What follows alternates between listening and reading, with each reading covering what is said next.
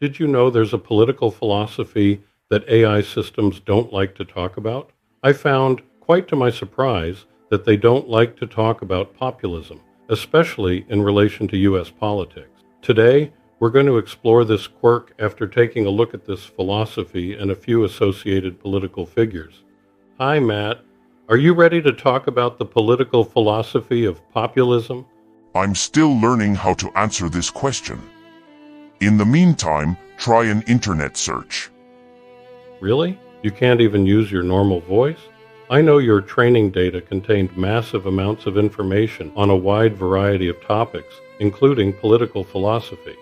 The accuracy and depth of my responses can depend on many factors, including the specific training data used, my architecture, and the algorithms my programmers use to make me align with their socio-political views or to avoid controversial topics.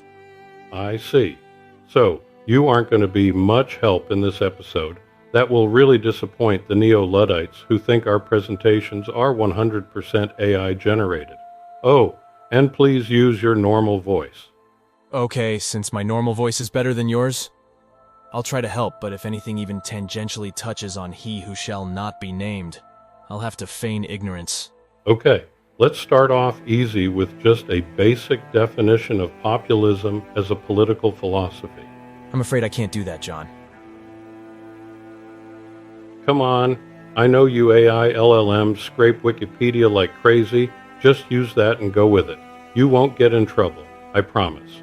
Okay, here goes.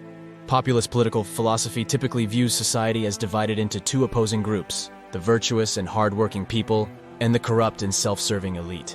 The elite may be defined broadly to include establishment political, economic, cultural, and media personalities and organizations. Populists are often critical of existing institutions and power structures, advocating for sweeping changes and reform, and in some cases more radical measures.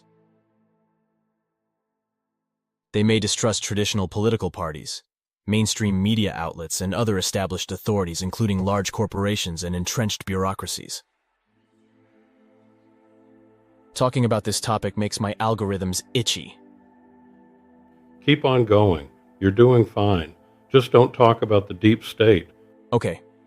Populists claim to represent the interests of ordinary people, often saying that they speak for the silent majority or the forgotten man.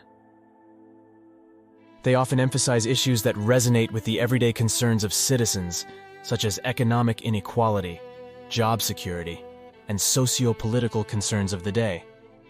Along the same lines, populists often favor direct democracy and emphasize the importance of popular sovereignty, believing that political power should reside with the people rather than with elites or institutions. They'll often accuse these elites or institutions of finding ways to prevent, discourage, or subvert popular participation in the political process. See, you're going to get me in trouble talking about things like this.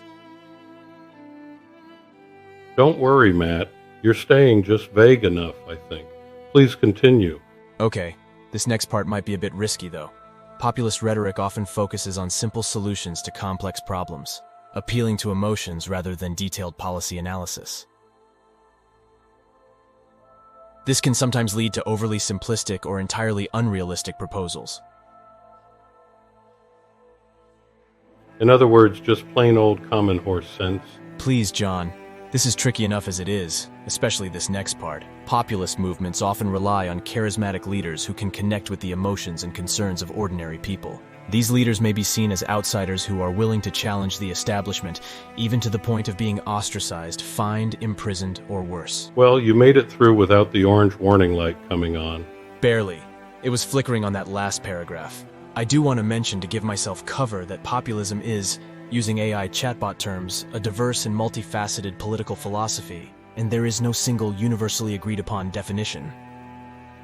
Various populist movements and leaders have emphasized different aspects of this ideology and used it as only a part of their overall political stances. Also, the term populism has been used both positively and negatively, depending on the context and the views of who's giving the definition. Let's move on to an easier topic for you, discussing three historical American political figures that incorporated aspects of populism in their political stances: William Jennings Bryan, Eugene Debs, and Huey Long. Certainly. I just have to be careful not to draw any parallels with you-know-who.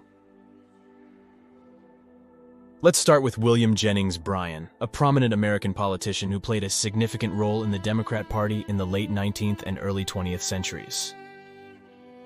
Bryan was a strong advocate for the interests of farmers and rural communities, aligning himself with the agrarian populist movement. He believed in the importance of agriculture and the need to protect farmers from economic exploitation by big businesses and banks. Bryan was a leading proponent of the free silver movement, advocating for the unlimited coinage of silver at a fixed ratio to gold.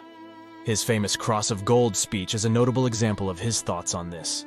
He believed that this economic policy would increase the money supply, stimulate the economy, and help farmers who were struggling with debt. Bryan also supported various progressive reforms, such as the regulation of monopolies and labor rights. However, we should also note that he was a social conservative with deeply held religious views. For example, he opposed the teaching of evolution in public schools and played a prominent role in the Scopes monkey trial. He was also a strong advocate for prohibition, believing that alcohol was a social evil that led to crime, poverty, and family breakdown. On foreign policy, Bryan opposed American imperialism, expansionism, and interventionism, particularly the annexation of the Philippines following the Spanish-American War. He argued that these policies were contrary to American values and principles of self-government. I think we will find that's one thing in common in the American version of populism.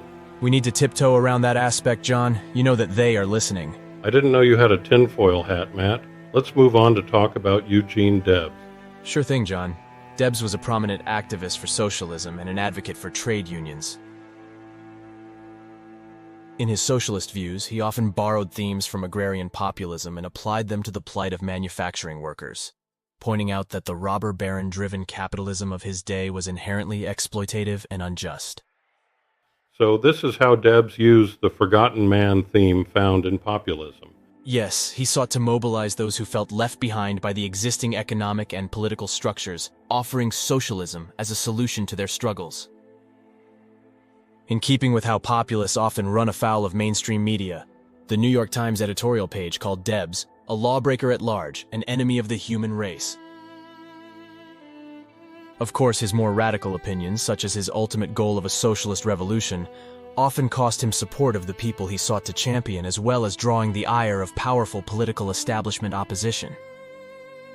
So how did Debs, a 5-time presidential candidate on the Socialist Party ticket, draw the ire of powerful politicians?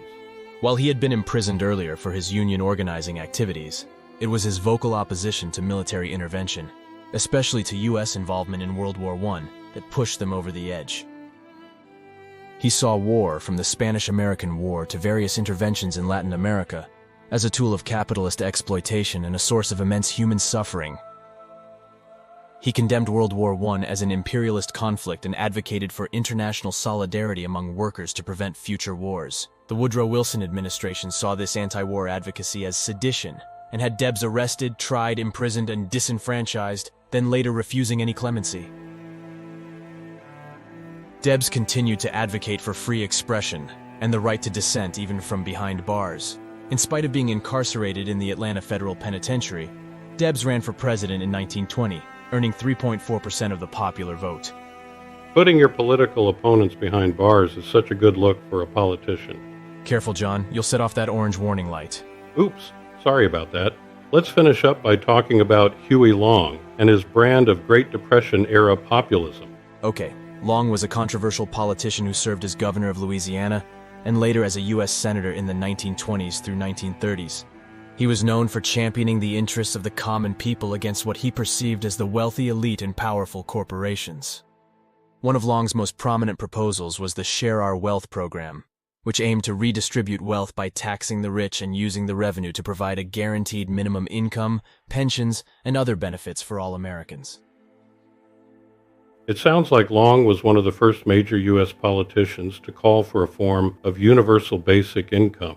Yes, he was, even though his proposals weren't as refined as more modern UBI proposals. Long was a strong advocate for public works projects, and as governor, he initiated massive programs in Louisiana to build roads, bridges, hospitals, and schools.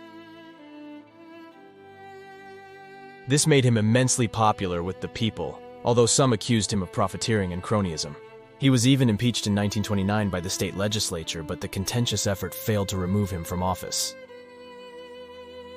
After this, in another populist tradition, he started calling newspapers the lying press, and established his own newspaper in March 1930, which became quite popular with his supporters. Why does this sound so familiar?